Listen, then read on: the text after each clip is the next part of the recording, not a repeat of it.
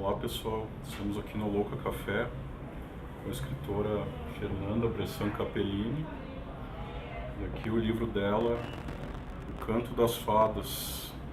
Então, Fernanda, gostaria que tu falasse um pouquinho da obra. Então, essa obra eu comecei ela quando eu estava acabando minha graduação. Eu sempre sonhei em um mundo das fadas, mas eu nunca achei nada parecido na literatura. Tem alguma coisa mais infantil, mas nada que descrevesse bastante o mundo das fadas. Então eu decidi colocar ele em prática, escrevi sobre ele. E essa é a história da Ana, que ela é uma menina normal, ela acha que fadas não existem, até que um dia ela se depara com o mundo das fadas. Eu li o teu livro ontem, foi uma coisa bem rápida, porque eu tenho esse hábito de ficar postergando as coisas, né, deixar as coisas muito para a última hora, né. Mas é uma leitura bem tranquila, bem suave, dá para ler em uma hora mais ou menos, né, que eu não sou um leitor muito concentrado também, eu perco bastante o foco.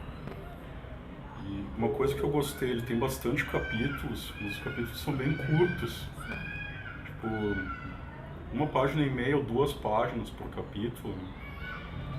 E a primeira analogia que eu fiz, a hora que eu li o livro, fazendo um comparativo com a vida real, né, é que quando a pessoa leva uma vida mais assim voltada para dinheiro, para bens materiais, parece que acaba descolorindo a vida dela, né, que era o que estava acontecendo em Fairy World, ali, né, no ambiente onde se passa a história, né.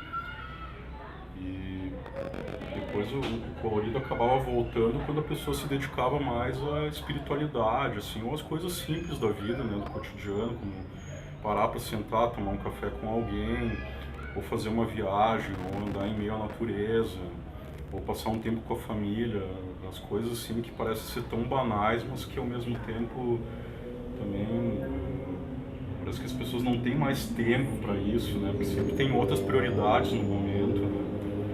Eu fiz essa analogia ali com a história, né?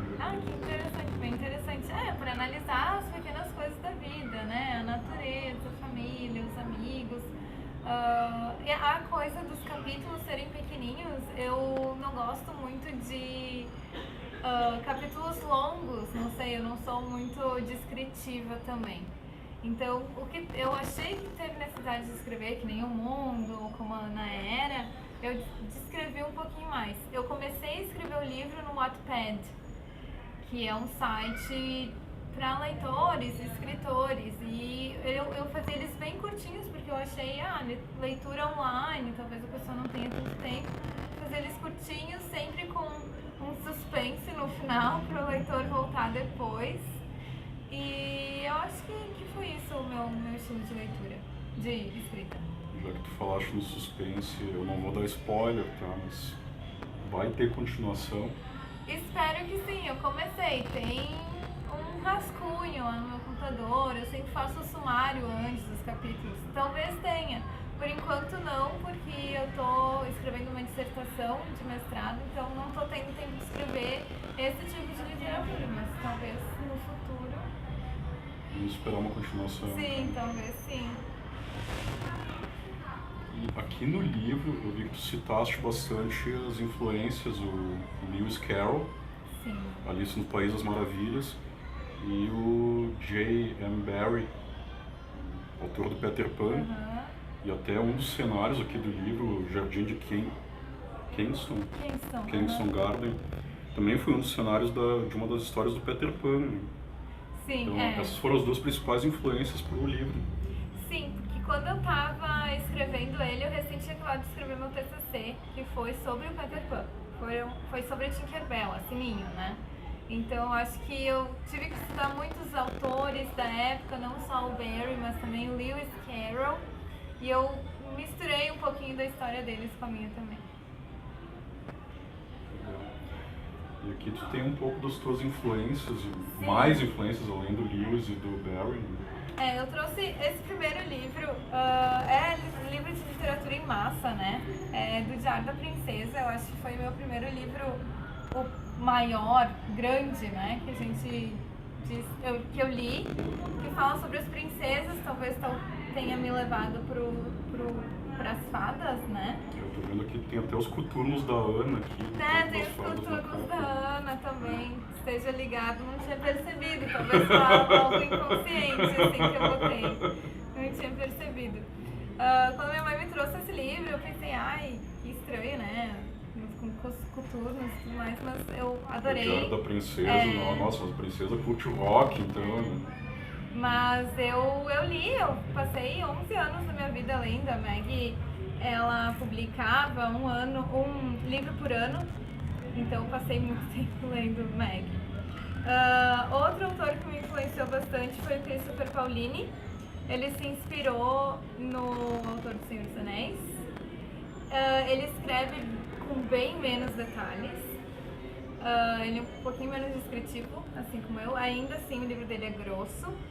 Ele escreveu Eragon com 16 anos, e isso me deu a ideia de que talvez todo mundo possa escrever.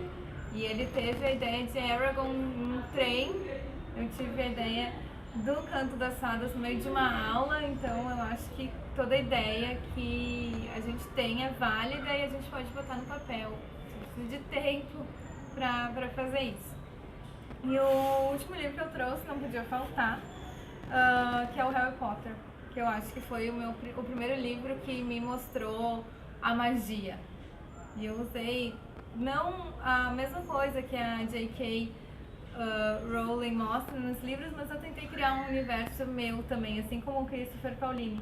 Eu acho muito difícil criar um universo que nem eles criaram, que nem tantos livros que nem eles escreveram, mas acho que tá no caminho. É bem rico em detalhes, assim. Nossa, super. Como se estivesse dentro de um jogo de RPG, né? O RPG também ele mexe muito com essa parte da fantasia, né? De criar os personagens ali, os atributos, as magias e o cenário também, né? Porque tu vai decidindo o que tu vai fazer no decorrer da história, né? E conforme as suas decisões ali, para cada decisão que tu toma, o jogo pode tomar um rumo completamente diferente do previsto, né? E ali o processo do escrever a história também envolve muito isso, né? Às vezes o personagem acaba tendo um destino que não estava sendo previsto pelo autor no início da obra, né?